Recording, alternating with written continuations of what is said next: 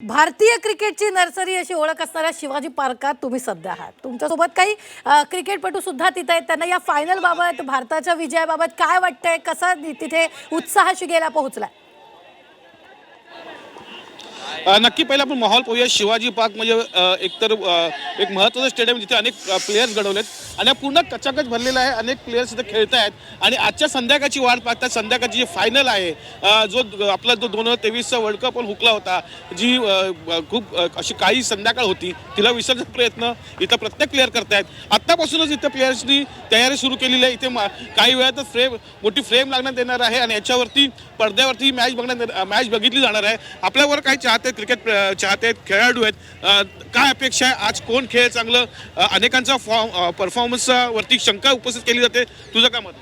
Sir, पहिली गोष्ट तर न्यूझीलंड पण काही अशी वाईट टीम नाही आहे। न्यूझीलंड पण खूप चांगली टीम आहे। त्यांच्याकडे पण खूप चांगले उत्तम प्लेयर आहेत, परंतु त्यांना डिफीट करण्यासाठी आपली इंडिया ऑलवेज रेडी आहे। तर आपल्याकडे अभिषेक शर्मा तर फुल फॉर्ममध्ये आहे। अभिषेक शर्मानंतर संजू सॅमसन तर आहेच।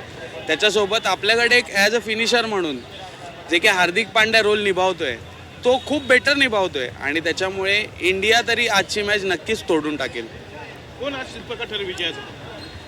आज इंडियाचे ओपनिंग पण चालेलच आणि त्याच्यानंतर वन डाऊनला आपल्याकडे येतो तो ईशान किशन, छोटा पॅकेट धमाका, तो चांगले उत्तम कामगिरी करेल। आणि मिडल ऑर्डरला आपल्याकडे जो आहे तो हार्दिक पांड्या आणि शिवम दुबे यांची, आता शिवम दुबेची जर कामगिरी जी ह्या वर्ल्ड कपमध्ये पाहिली गेली तर भरपूर प्रमाणात चांगली चालू आहे त्याची, तो त्याच्यामुळे तो एक आपल्यासाठी म्हणजे फायद्याचा ठरेल। आणि बॉलिंगच्या साईडनं म्हटलं तर हर्षदीप आणि बुमराह आपल्याकडे, तर बुमराह चालेलच। नक्कीच एक सर्वात महत्त्वाचा मुद्दा म्हणजे न्यूझीलंडची ओपनिंग पेअर खूप डेंजर पेअर आहे। कसं फिन ॲलन आणि टीम सायफर्ड हे दोन्ही त्यांचे ओपनर चांगले आहेत।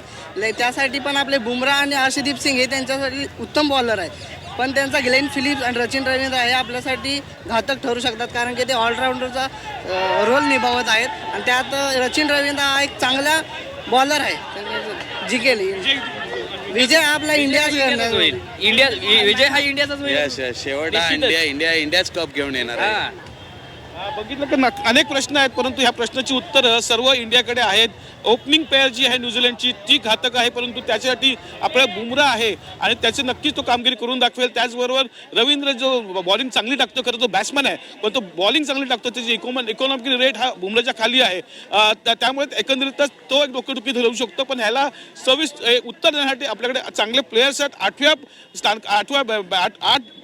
याच्यावरती पर्यंत आपले बॅट्समन आपल्याकडे, त्यामुळे इंडियाचंच विन आहे। इंडियाकडे ह्या सर्व समीकरणाची उत्तर आहेत। असंच इथल्या प्लेयर्सला, इथले जे क्रिकेटर्स आहेत जे खेळत आहेत, तुम्ही बघू शकता प्रचंड असं भरलेलं मैदान आहे आणि काही वेळातच हे सर्वच मैदान आपल्या घरी असतील किंवा इथे जी स्क्रीन लागणार त्या स्क्रीनवरती मॅच बघणार आहेत। त्यामुळे एकंदरीत आत्तापासून वातावरण निर्मिती झालेली आहे आणि इंडिया ही तिसऱ्यांदा वर्ल्ड कप जिंकणार आहे। जवळपास 1 महिने आणि 55 सामन्यानंतर ही फायनल होते आणि या फायनलमध्ये इंडियाच विजयी होईल असा विश्वास प्रत्येक भारतीयाचा आहे, इथल्या प्रत्येक प्लेयरचा आहे।